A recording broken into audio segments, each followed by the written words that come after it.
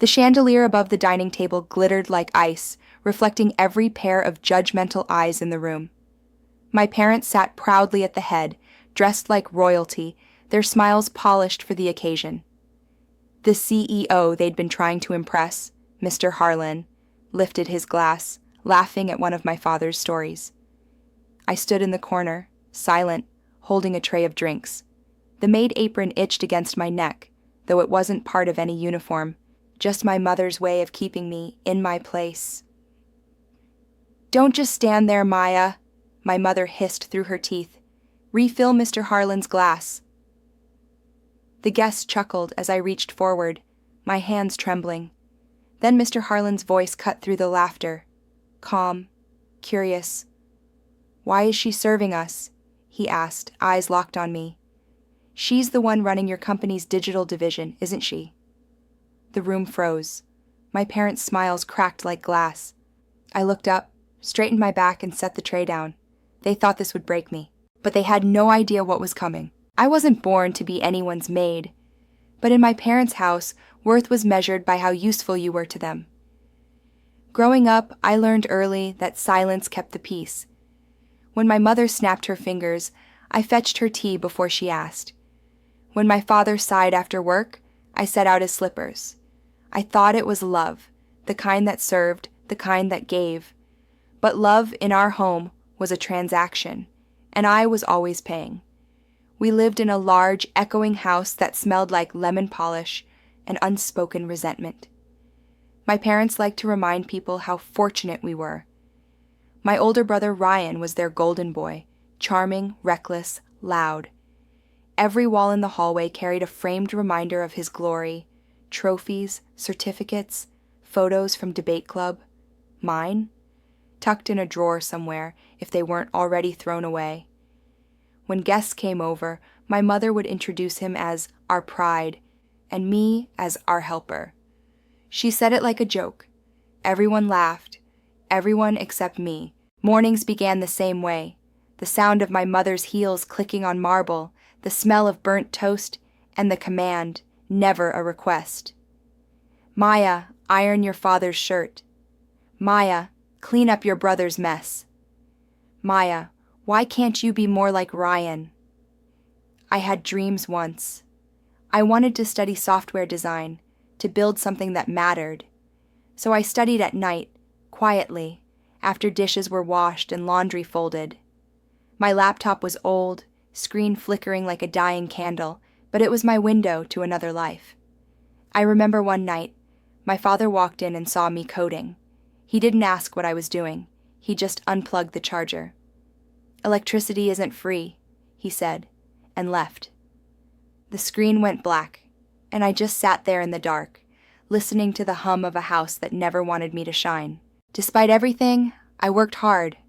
I got a small scholarship, finished college, and landed an internship at a tech firm. It was nothing glamorous, just coffee runs and data entry, but I was proud. I kept it to myself. My parents didn't care unless it made them look good. When I finally got promoted to lead a project, my mother's reaction wasn't pride. It was panic. "You? Leading?" she scoffed. "Just don't embarrass us." Ryan, on the other hand, had burned through 3 jobs in 2 years, crashed 2 cars, and still got handed another chance. My parents called him just finding his path. When I made one mistake, one missed family dinner, they called me ungrateful. There was one thing in my room I never let them touch, a small, cracked piggy bank shaped like a cat. It wasn't about the money, it was about independence. Every coin I dropped inside whispered, "One day, you'll leave." Sometimes I'd imagine breaking it open and walking out the door for good. But I stayed. Not because I was weak, because I was planning. Then came the big dinner. My father had been trying to land a partnership with Harlan Industries for months. Mr. Harlan was old money, powerful, and, rumor had it, ruthless. So when he agreed to dinner at our house, my parents went into overdrive. They spent days rehearsing smiles, planning dishes, and, of course, assigning me my role, the help. "You have that plain, hard-working look," my mother said while handing me an apron. "Perfect for serving. Just stay quiet. Don't ruin this." I wanted to tell her I worked for Harlan Industries too, that the division she wanted to impress reported to me. But I stayed silent. I wanted to see how far they'd go. When the guests arrived, I stayed in the background like always. The silverware gleamed. The candles flickered. My parents laughed too loud, bragged too much. I served in silence, my pulse steady, waiting. Mr. Harlan watched me longer than most. There was recognition in his eyes. He'd seen me before, at the office, during a presentation I'd led months earlier. But my parents didn't notice. They were too busy performing.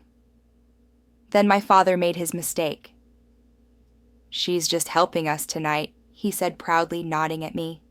"She's always been good at following orders."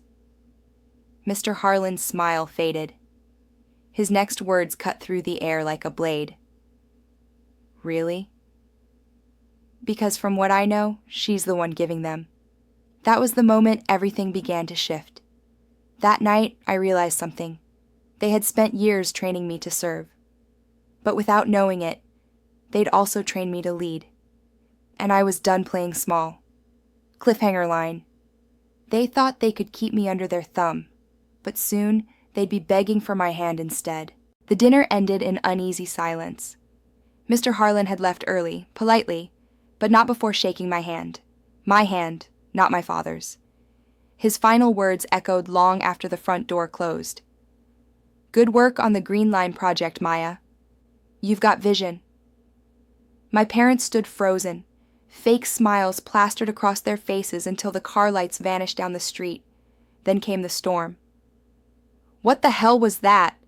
my father snapped, his voice sharp enough to cut glass. "Why didn't you say you knew him?"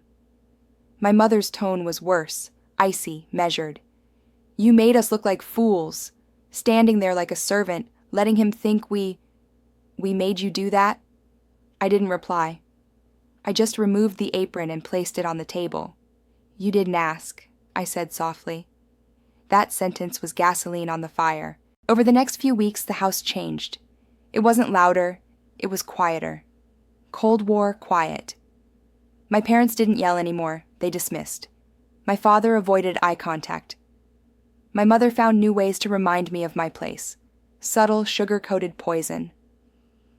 "Oh, Maya, you must be so busy at work," she'd say, setting 2 plates instead of 3. Or, "You're independent now, right?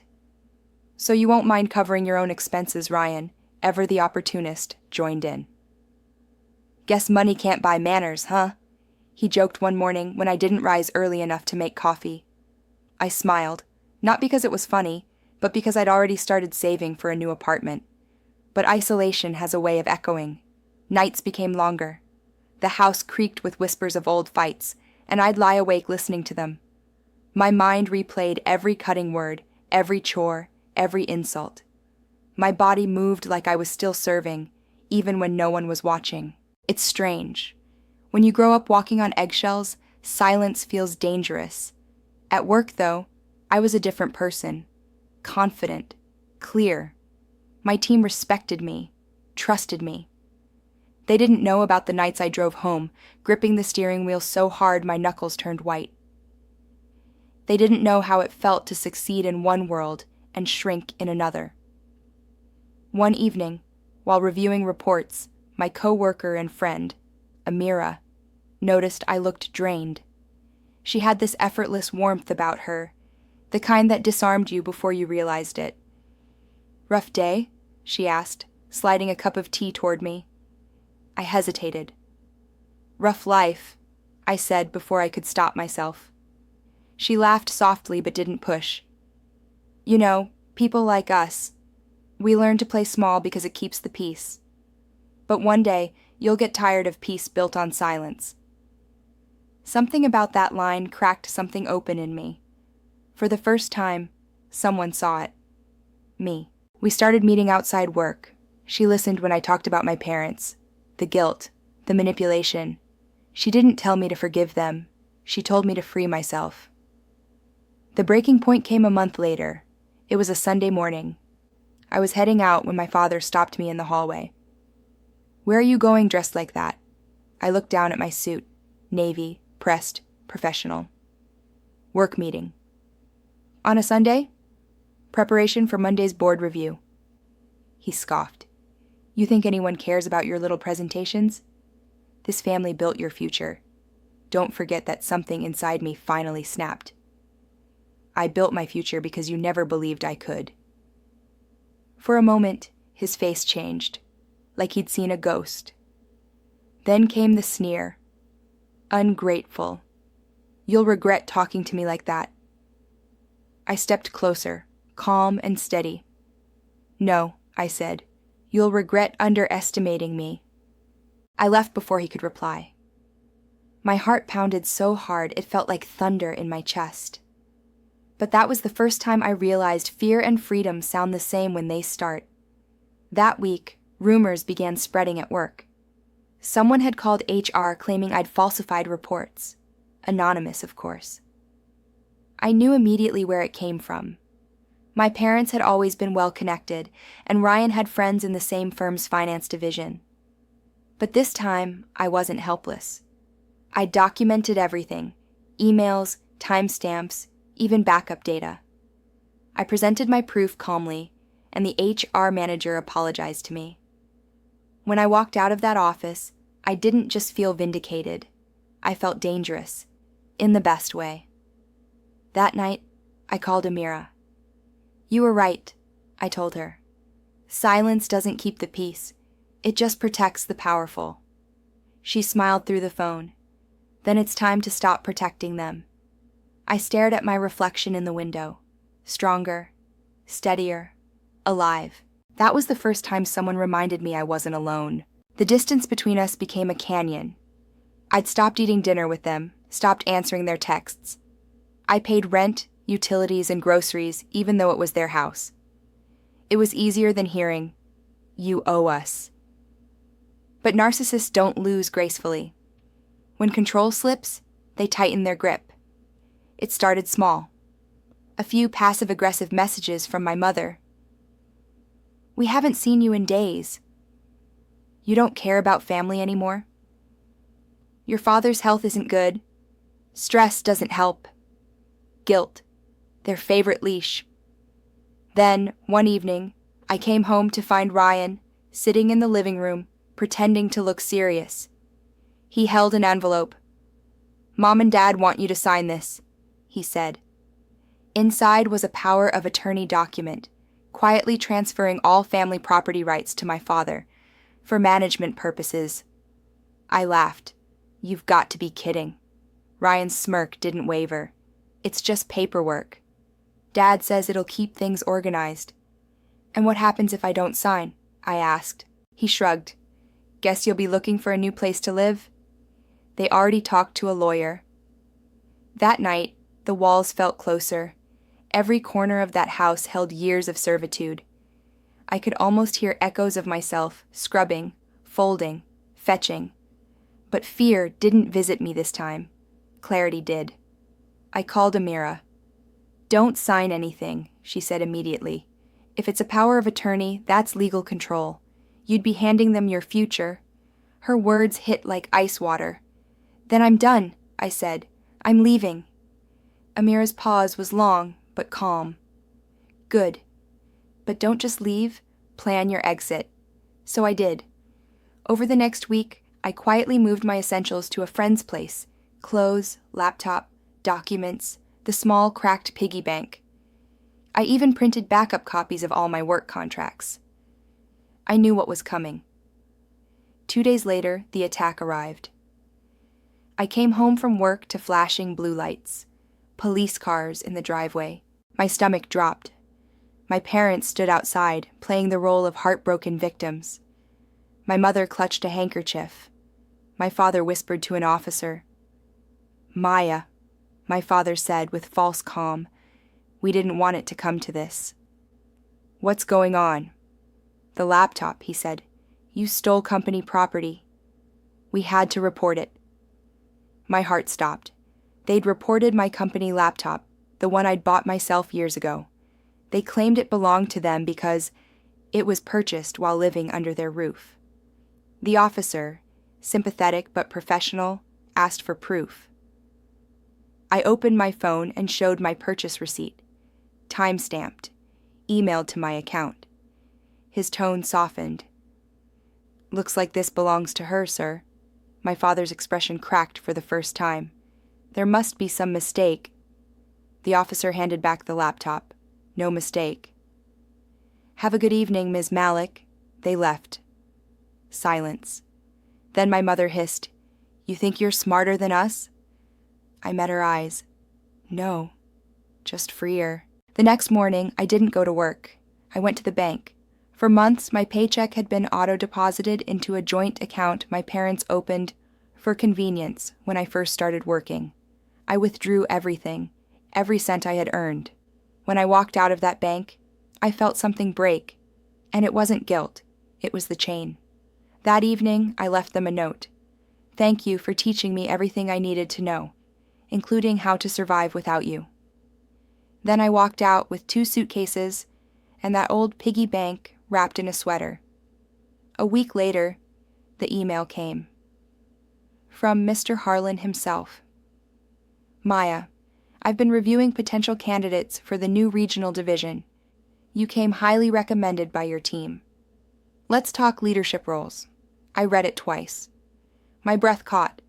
My parents had spent years trying to impress him, and he wanted me. But the story wasn't done. When my father heard about my promotion offer, he called me, furious, desperate. "You can't take that job," he said. "You used our contacts." "Our name," I laughed. "No, Dad. You used mine." There was a pause. Then he said it, the threat I'd been expecting. "If you don't back down, we'll sue. Everything you've built came from us." That was the moment I stopped being afraid. I had something they didn't know. Proof.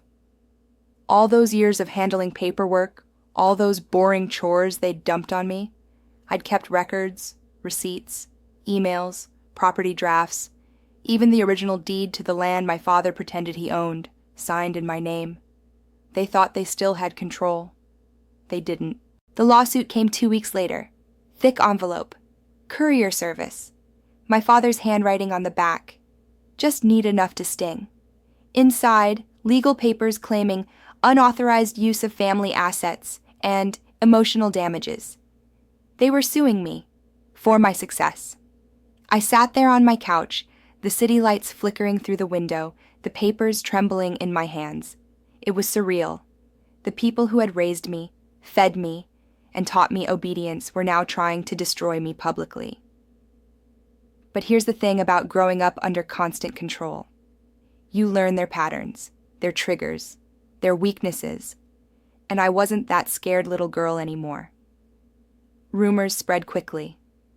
My parents had a talent for weaponizing gossip. Within days, distant relatives started calling. "A lawsuit? Against your own family? What did you do to them, Maya?" They painted themselves as martyrs, aging parents betrayed by a greedy daughter. My mother even posted a message online. We gave her everything, and she turned her back on us. The comments flooded in, sympathy for them, judgment for me. And still, I stayed quiet, because I'd learned that silence isn't always surrender. Sometimes it's strategy. While they rallied pity, I gathered proof. Every bill I'd paid, every transaction in that joint account, screenshots, receipts, statements, the original property deed, signed over to me as a gift years ago when they wanted a tax break. It was all there, buried in my files, waiting. Amira helped me organize everything into folders. She wasn't just a friend anymore, she was an anchor. One evening, as we labeled evidence, she said, "You realize this isn't just about winning a case, right? This is about reclaiming your story." I nodded. They've written it for me my whole life. It's time I took the pen back, but my parents weren't finished. They started showing up unannounced, outside my apartment, at my workplace, even at the coffee shop I frequented. My mother would cry in public, loud enough for strangers to hear. "She abandoned us," she'd sob. "After all we did for her." The pity looks from bystanders burned. The whispers followed me like shadows. Even Ryan joined the chorus, messaging me late at night. "You're tearing this family apart. Mom's blood pressure is high because of you. Just drop the case." But what they didn't know was that their harassment only made my case stronger. Every text, every uninvited visit, every recorded outburst, I saved it all. Still, the emotional toll was real. Sleep became a luxury. I'd wake up at 3 a.m., drenched in sweat, heart pounding, dreams full of shouting and slammed doors. My therapist, yes, I'd finally found one, helped me recognize it wasn't weakness. It was trauma resurfacing. "Pain doesn't disappear when you leave," she said gently. "It lingers until you face it." So I faced it. Every memory, every insult, every moment I'd chosen silence over self-worth, and each time I remembered, the fear lost a little more of its power. Then came a message that changed everything. Mr. Harlan reached out again. "We've reviewed your portfolio. We'd like to feature your work at the company summit next month." It wasn't just an opportunity. It was visibility. The same CEO my parents once worshipped was about to showcase me. I accepted. Quietly. Amira helped me prepare my presentation, but I added something special. One slide that credited my early mentors in discipline and endurance. I didn't name them, but I knew who they were. When the day of the summit arrived, I stood on that stage under golden lights, the crowd reflecting back the version of me I'd fought to become. Confident, capable, whole. I looked out into the audience and saw something I never expected. My parents. They'd shown up, uninvited. My mother's face pale, my father's jaw tight. They'd come to claim me again, or at least claim the credit. But this time, I was ready. I delivered my talk calmly, my voice steady, each word slicing through years of manipulation. When the applause erupted, Mr. Harlan stepped on stage, shook my hand, and said into the mic, "Everyone, meet the youngest division head in company history." The room roared, cameras flashed, and in that chaos of celebration, I caught a glimpse of my parents standing frozen in the crowd. My father's face wasn't angry, it was hollow. My mother's hands trembled, clutching her purse like a lifeline. For the first time, they realized the truth. I didn't need their approval. I never had. That night, as I locked my apartment door, I placed the little piggy bank on my desk, the same one they used to mock. It was nearly full now. Coins, small bills, and something else. A folded copy of the deed, the one with my name printed clearly. I traced my finger across it and whispered, "This is what freedom looks like." The courthouse smelled like old paper and rain. The marble floors gleamed, reflecting every nervous step I took toward the room that would decide everything. My lawyer, a patient woman with steel in her eyes, whispered, "Stay calm. They'll try to provoke you." I nodded, though calm wasn't an act anymore. I'd rehearsed this moment in my head 1,000 times. I knew every detail. The color of the walls, the angle of their glares, the rhythm of their excuses. When the bailiff called our case, I walked forward and saw them. My father in his finest suit, chin high, my mother in pearls, her expression carved into a mask of sorrow. Ryan sat behind them, arms crossed, smirking like a spectator at a show. The judge entered. Silence fell like a curtain. My father went first. His lawyer spoke in long, practiced sentences. Maya Malik took advantage of her parents' goodwill. She used their property, their reputation, and their finances to build her career.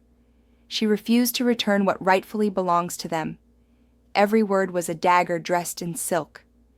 When they finished, my mother dabbed at her eyes with a tissue, perfectly timed for the cameras. The judge turned to me. "Ms. Malik, you may respond." I stood, exhaled, and opened the folder I'd been waiting to reveal. "Your Honor, I began, my voice steady. My parents didn't give me a foundation. They gave me debt. They gave me manipulation disguised as care. And they're trying to rewrite history. I stepped closer, placing a series of documents on the table, one by one. Here's the joint account they opened in my name when I started working. Every paycheck I earned was deposited there. I flipped the page. Here's proof that 92% of withdrawals were made by them, none authorized by me. Murmurs rippled through the courtroom. And this, I said, sliding forward the property deed, is the land they claim is theirs. It was transferred to me, by them, 7 years ago, as a gift. Their signatures, right there.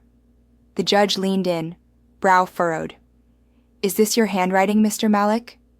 My father hesitated, just for a second, but it was enough. Then I brought out the final piece, a small black binder, the one I'd labeled Receipts of Silence.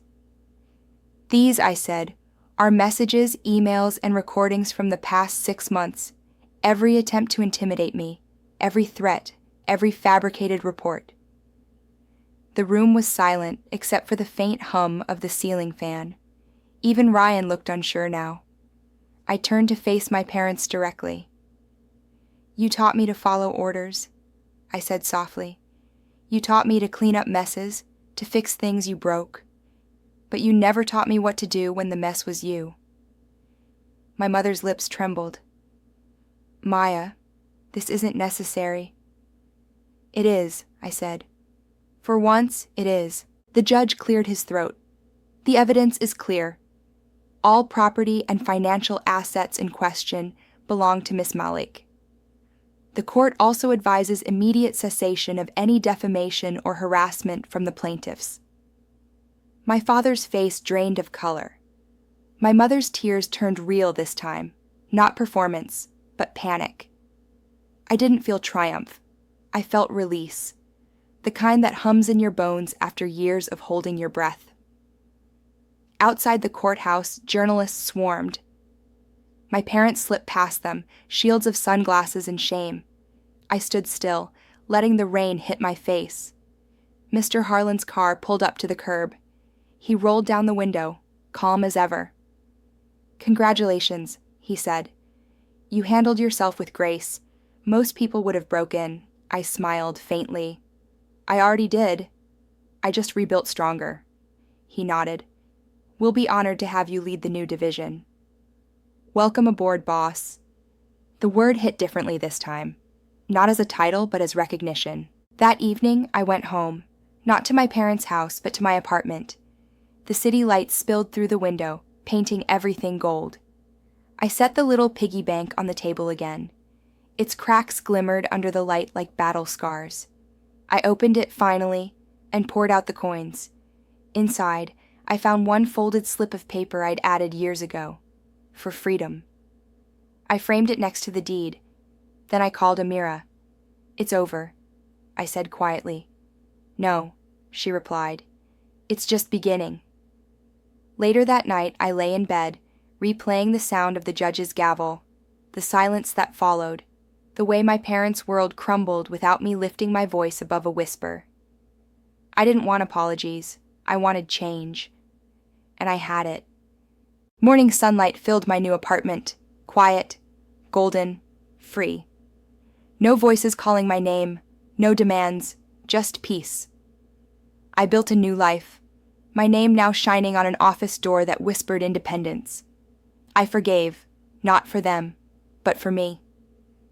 The old piggy bank sits on my shelf, no longer a symbol of control, but of freedom. For the first time, I wasn't surviving. I was living, and that was my beginning. They spread lies, twisted every word, and turned everyone against me. I worked like a ghost in my own home, unseen, unheard, breaking inside. Sleepless nights, shaking hands, silent tears. Until one stranger's kindness reminded me I wasn't alone anymore.